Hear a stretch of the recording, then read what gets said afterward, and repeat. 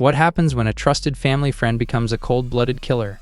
For over 45 years, the Solano family has fought to keep Stephen Burns behind bars. 2 Solano County Sheriff deputies knocked her unconscious during a trip with her family, then lied about what happened. A man who shattered their lives and threatened their future. With each parole hearing, the fear grows. Will justice finally be denied, or will a dangerous man walk free? And now she's suing the department and the county. Don't miss this gripping story of betrayal, loss, and an unbreakable promise. But she pulled over onto a side road in Dixon to change drivers with her father. Watch now before the truth is lost forever.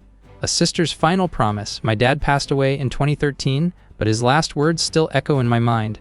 Whatever it takes, you protect your mom and you fight to keep Steve in prison. Those words became my mission. Katina Solano, known as Kina, was only 18 when her life was brutally taken. She was shot in the head by her boyfriend, Stephen Burns, a man her whole family once trusted. The shock of losing her turned our world upside down. Stephen Burns was convicted of murdering Kina in 1979. He looked dangerous, like someone with no soul. My name is Nina Solano, Kina's sister, and for decades, I have carried the weight of that loss. In 1990, Stephen was sentenced to 17 years to life, but just 10 years later, he came up for parole. My family, friends, and I traveled to Vacaville State Prison to fight his release. The pain of burying my 18-year-old sister still feels fresh.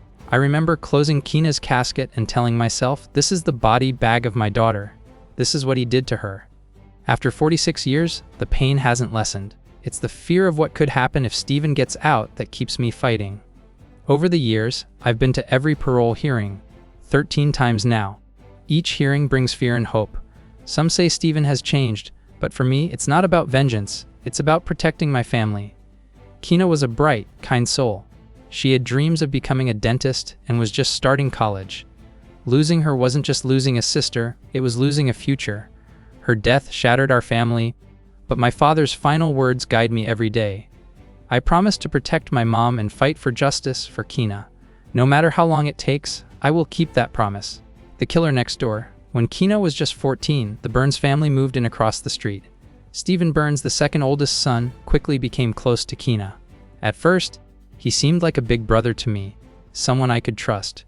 My name is Nina Solano, and back then, none of us imagined the horror that would follow. Stephen was a star athlete, captain of his football team, and my sister Kina admired him. He coached her teams and helped her with sports. My parents, Mike and Harriet, even trusted him like family. Mike gave Stephen a job at his TV store, treating him like a son. It was hard to see any warning signs because Stephen acted like part of our family. But things changed. Kina wanted to break up with Stephen in her senior year of high school, and he didn't take it well.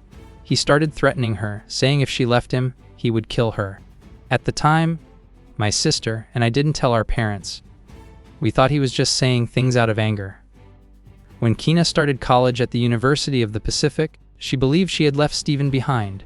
But then, one night in 1979, Stephen showed up on campus. He found Kina, and despite her fear and pleas, the nightmare began. Later that night, she was found shot in the head, unconscious and bleeding on the sidewalk. A freshman named Kevin Arland found her and called for help, but it was too late. Stephen Burns returned to his dorm room and calmly watched Monday Night Football as emergency crews rushed Kina to the hospital. She died shortly after midnight. The police arrested Stephen days later, but he denied everything. The gun used to kill Kina was never found. Our family knew the truth. Stephen had stolen the gun weeks before. The betrayal cut deep. A man we trusted, who was like family, had taken my sister's life. The killer lived right next door. Even after all these years, the memory of that night haunts us. The pain of losing Kina to someone so close is something no family should endure.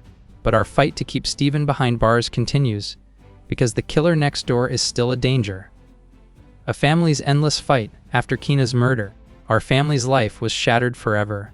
My parents, Mike and Harriet Solano, and my sisters Regina, Nina, and I were left with a pain that never healed.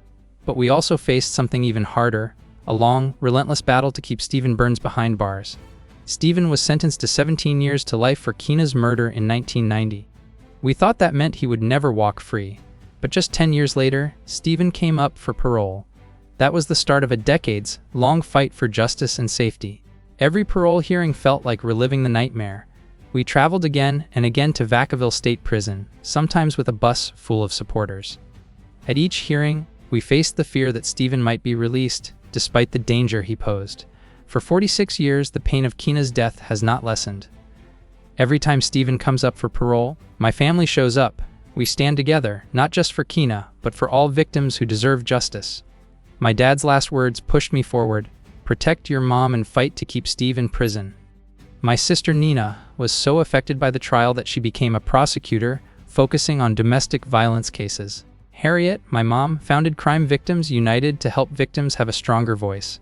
Our family turned grief into action, fighting for changes in laws that protect victims and their families. But the fight is exhausting. We face the parole board again and again, hoping they see what we see: a man who has not truly changed. Stephen's history inside prison shows troubling behavior and a lack of full remorse. We know the system isn't perfect. Some say Stephen deserves a second chance. But for us, this is not just about time served, it's about safety and justice. The fear of losing Keena again through his release drives us to keep fighting. Our family's endless fight is a promise to Keena: we will never stop until justice is truly served. Justice denied, hope alive. For over 45 years, Stephen Burns has been behind bars for the murder of my sister, Katina Solano. But even after all this time, the battle over his freedom continues. The parole board has repeatedly reviewed his case, and each time, our family has been there, standing strong, fighting to keep him locked away.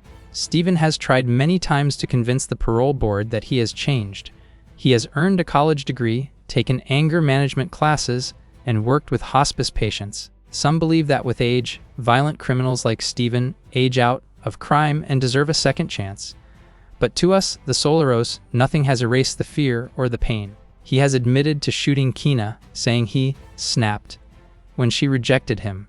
But he still denies stalking her to campus or planning the murder if she broke up with him. His need for control and power, his obsession, these are what make him dangerous. Even inside prison, reports say he showed disturbing behavior, manipulating those around him. At every parole hearing, we remember Keena, the kind, loving girl who had dreams of becoming a dentist, who was taken too soon by someone she trusted. We bring photos, stories, and memories to remind the commissioners what Stephen's freedom would mean for us. My mom, Harriet, still works tirelessly at Crime Victims United. My sister Nina, once broken by the trial, became a prosecutor to fight for victims like Keena. Our family's pain has fueled a passion to protect others and demand justice. In 2025, as Stephen faced his 13th parole hearing, the fear was real. Would the board see through his claims? Would they release a man who has yet to fully admit his crime or show true remorse? The decision came: Stephen Burns was found unsuitable for parole. For now, justice stands. But our hope remains fragile because the fight isn't over. We will keep fighting, holding on to the hope that no other family will suffer as we have, and that justice will never be denied again. Thank you for watching this powerful story of the Solano family's fight for justice. What would you do if someone you trusted betrayed you in the worst way? Share your thoughts in the comments below. We want to hear your perspective. Make sure to hit the subscribe button and turn on notifications so you never miss stories that matter. And don't miss our next video, The Murder of Ebby Stepach True Crime Documentary 2025, a chilling case you won't forget.